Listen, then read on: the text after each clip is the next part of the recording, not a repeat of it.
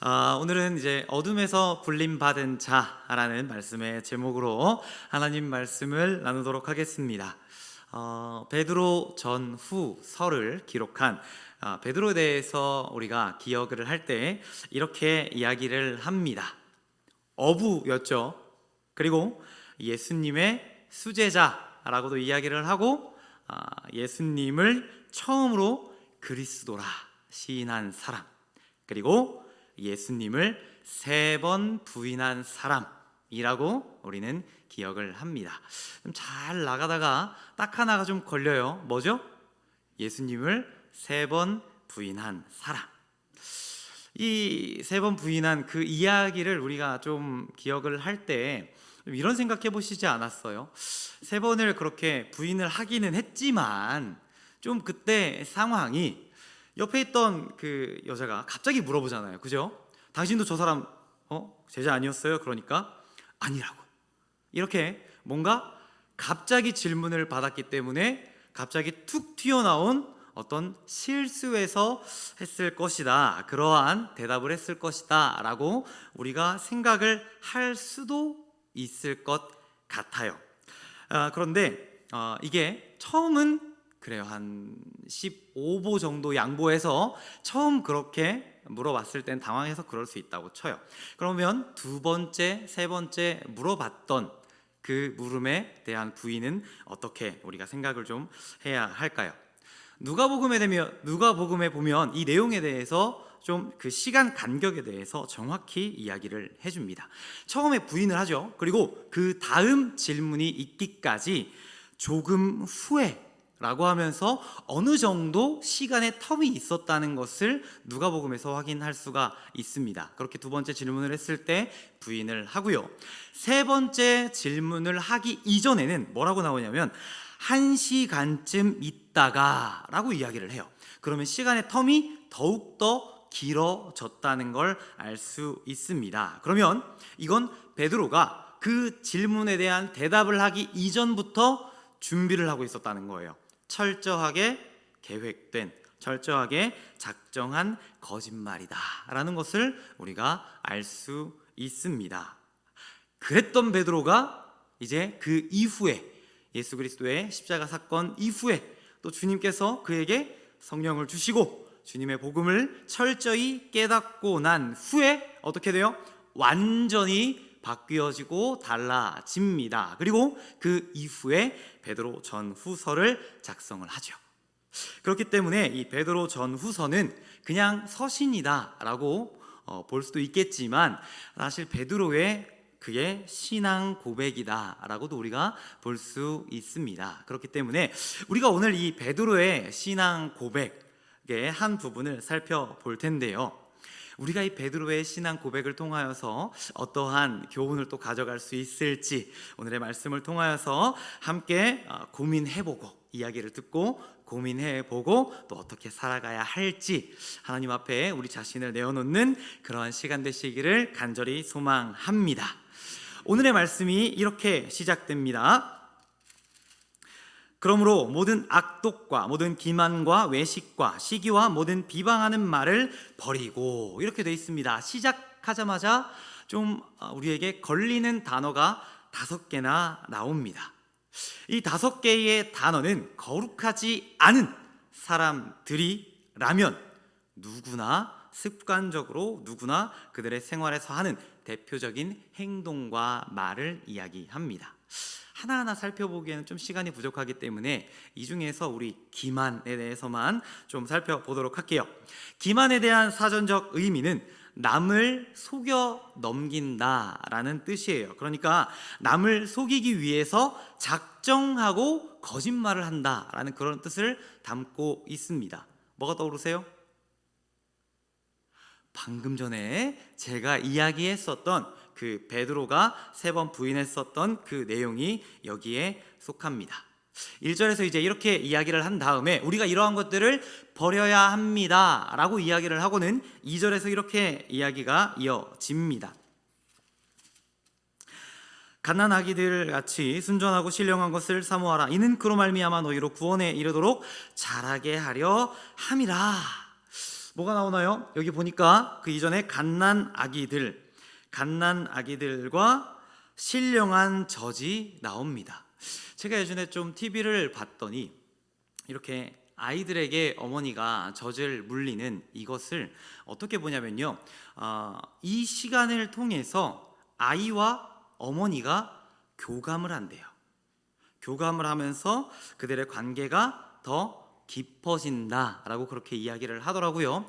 그러니까 아이를 안고 젖을 물리는 그 시간은 아이들이 단순하게 어머니의 젖을 먹음으로써 배가 부르는 것이 아니라 좀 더 들어가서 어머니와 이 아이가 계속해서 교감하면서 더 깊어지는 그런 굉장히 매우 소중한 시간이다라는 것을 우리가 알 수 있습니다. 우리가 하나님의 그 신령한 젖을 사모해야 하는 이유가 이것과 매우 비슷합니다. 우리가 하나님을 사모할 때, 하나님의 젖을 그렇게 사모하며 하나님의 말씀을 사모할 때, 우리가 말씀을 먹고 또 하나님께 도움을 받는 그러한 관계에서 끝나는 것이 아니라 하나님께 도움받고 하나님의 그 말씀을 우리가 삶에서 계속해서 접하면서 하나님께서 우리에게 행하시는 그 일들을 통해 깊이 교제하고 만나면서 하나님이 우리를 얼마나 사랑하시는지, 그리고 하나님께서 우리에게 주시는 그 체온이 얼마나 따뜻한 것인지, 이렇게 하나님과의 교제하기를 원하는 마음에서 오늘의 내용에서 갓난 아기들과 신령한 젖에 대한 이야기를 했다는 것입니다. 그런데요, 이전부터 좀 신앙을 잃었던 분들을 보면 간혹 이런 이야기를 합니다. 하나님께 실망했다라는 이야기를 해요. 그분들의 이야기를 조금 더 들어보면 내가 좀 더 이렇게 신앙생활을 잘 하면 나의 인생이 좀 잘 풀릴 것 같고 하던 일도 좀 잘 될 것 같은데, 분명 열심히 신앙생활은 하는데 그들의 인생이 자꾸 꼬이기만 한다는 거죠.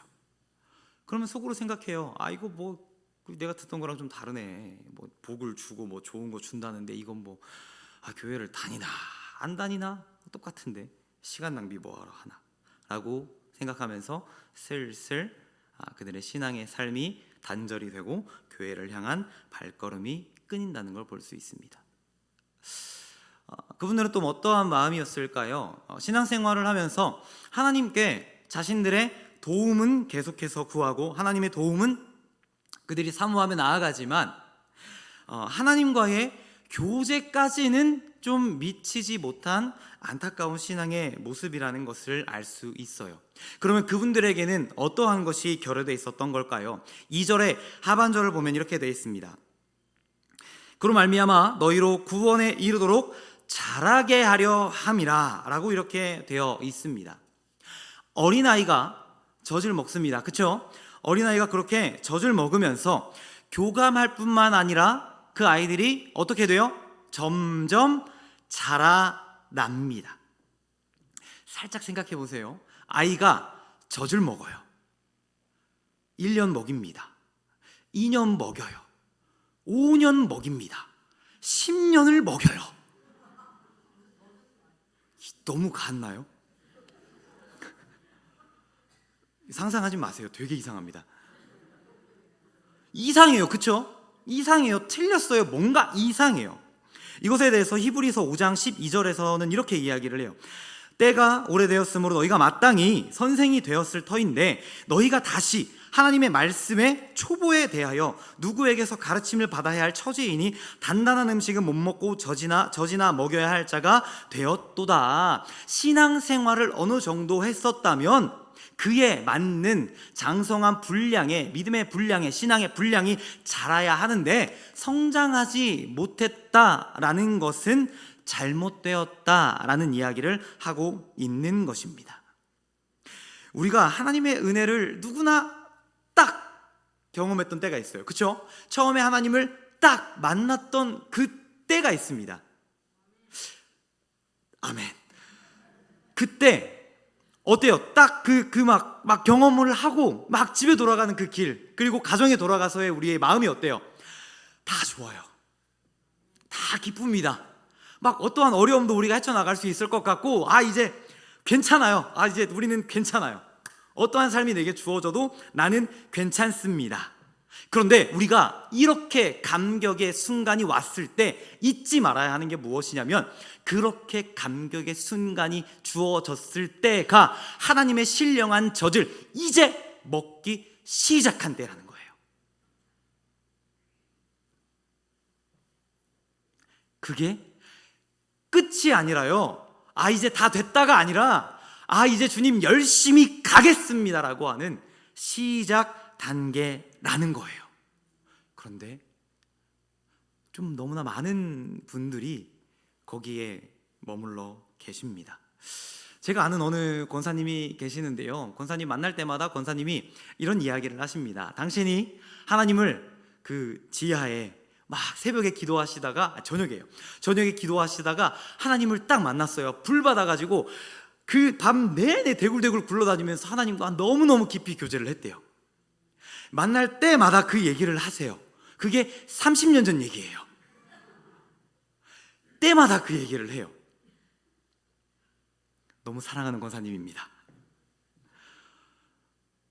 그분의 신앙이 거기에 머물러 있다라고는 이야기할 수 없지만, 그분의 기억이, 그분의 기뻤던 그때가 거기에 머물러 있는 거예요. 그런데 저는 지금 이분에게 지금의 이야기를 듣고 싶거든요. 어떻게 살아가고 계시는지, 어떻게 신앙생활을 하며 지내고 계시는지, 하나님이 어떠한 은혜를 지금도 부어주고 계시는지 계속해서 듣고 싶은데, 아까도 말씀드렸지만 30년 전 얘기를 정말 만날 때마다 하세요.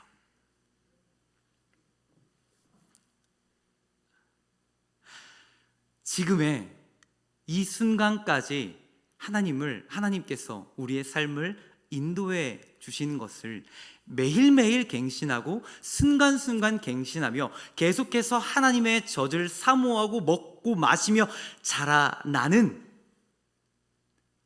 우리가 되어야겠죠. 주님은 그걸 원하세요. 과거의 기억, 아니요, 어제 것도 아니에요. 아니에요. 계속해서 앞에서 주님이 우리에게 부어주실 그 은혜를 계속해서 사모하며 달려가기를 주님은 바라시는 겁니다. 그렇기 때문에 우리가 죽을 때까지 주님의 그 신령한 젖을 사모하며 살아가야 되고요, 우리는 죽을 때까지 주님의 그 구원에 이르도록 계속해서 자라나기를 우리는 하나님께 기도하며 나아가야 한다는 것입니다. 그렇게 해야만 아까 1절에서 이야기했었던 그 5가지로부터도 벗어난 삶을 살아갈 수가 있습니다.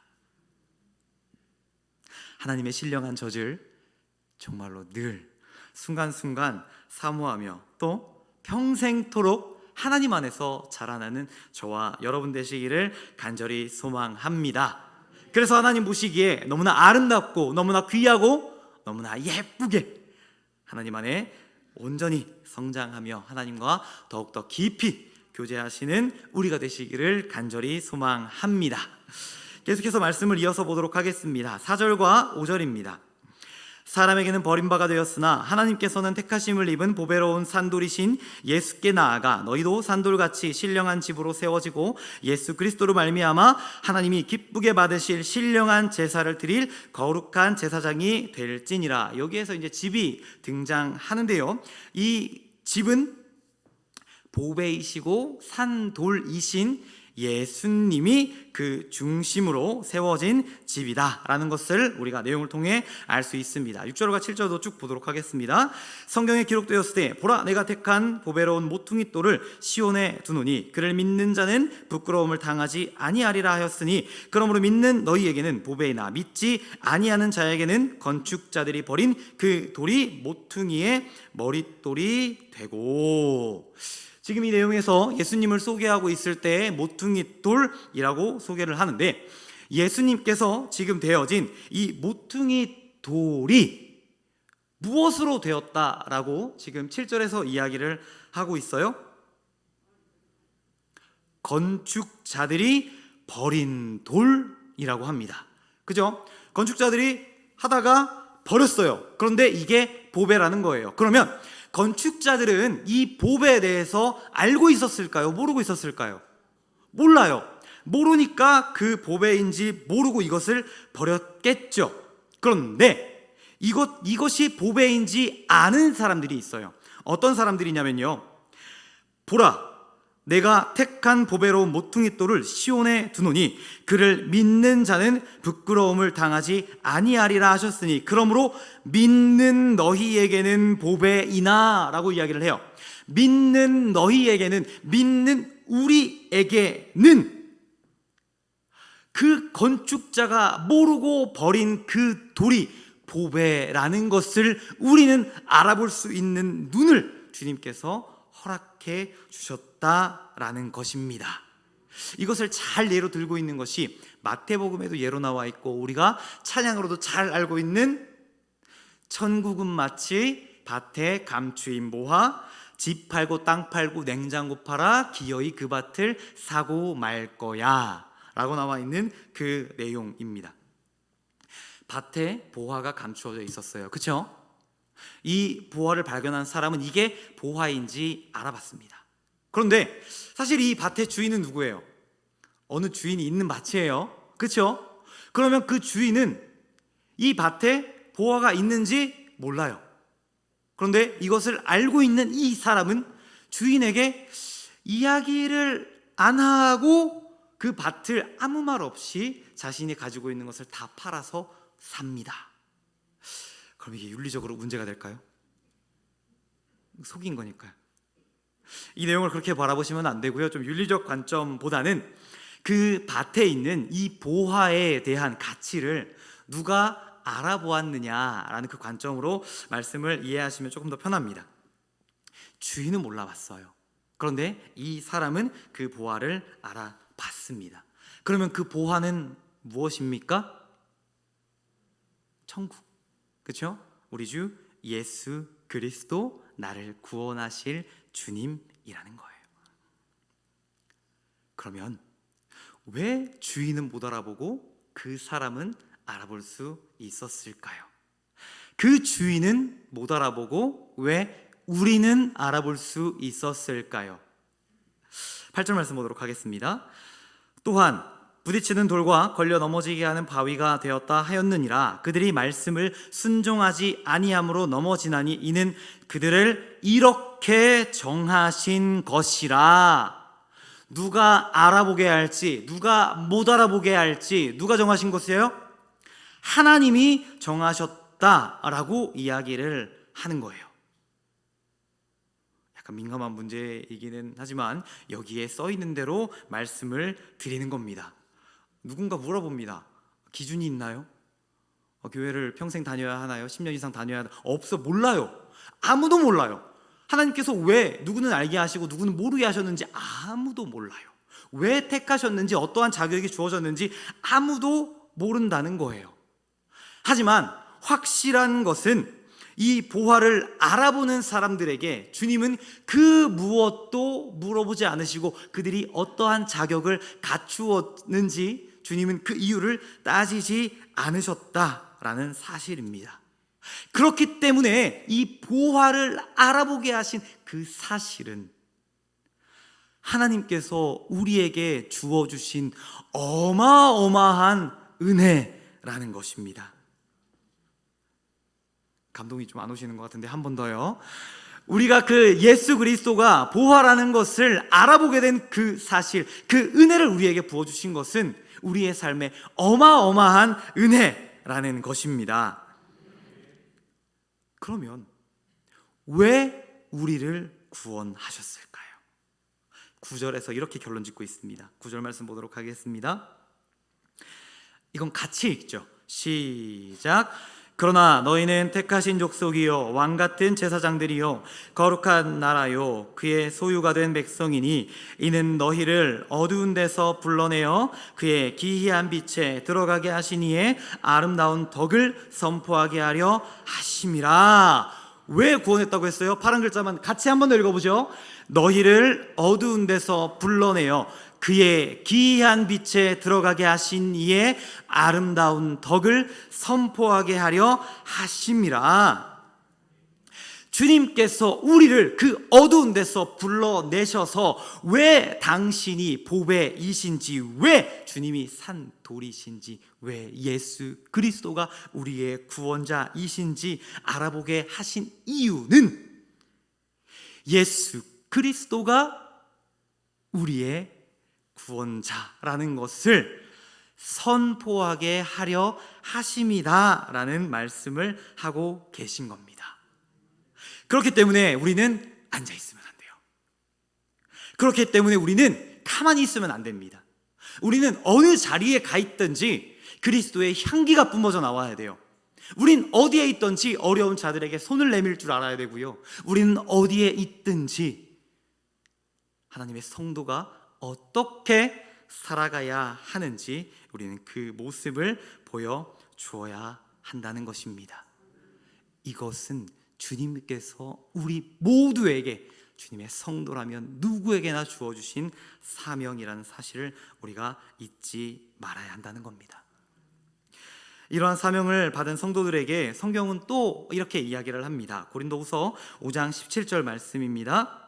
그런즉 누구든지 그리스도 안에 있으면 새로운 피조물이라, 이전 것은 지나갔으니 보라 새 것이 되었도다. 여러분과 저는 예수 그리스도로 말미암아 새로운 피조물이 되셨습니다. 아멘. 우리가 그 사실을 꼭 기억해 주셔야 합니다. 그런데 말씀이 여기에서 끝나지 않아요. 주님께서 우리에게 그렇게 말씀하신 뒤에 우리에게 직분을 주십니다. 18절 말씀 보도록 하겠습니다. 함께 읽을게요. 시작.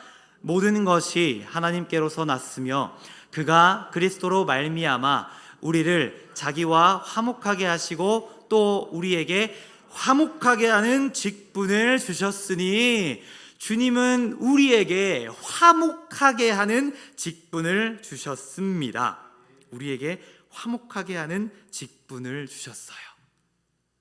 사실 이게 제가 정말로 우리가 좀 가정의 달을 맞아서 계신 성도님들에게 꼭 드리고 싶은 이야기였습니다. 이 화목이라는 단어가 저는요 가장 필요하고 가장 어울리는 공동체가 가정이라고 생각합니다. 가정에 화목이 없으면 우리는 그 어디에 가도 화목할 수가 없을 것 같아요. 아직 단정할 수는 없습니다. 다른 데 가서도 화목하실 수 있으니까요.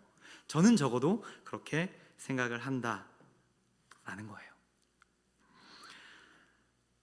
주님께서요 굳이 우리를 부르셔서 이렇게 베드로의 하나님을 알기 전과 후를 보게 하시고 우리의 공동체의 중심이 예수 그리스도라는 사실을 알게 하시고 보배가 무엇인지 그 의미를 우리가 알아보게 하시고 우리를 택하시고 우리에게 화목하게 하는 직분을 주신 이유는 사실 이것도 정말 하고 싶었던 얘기예요.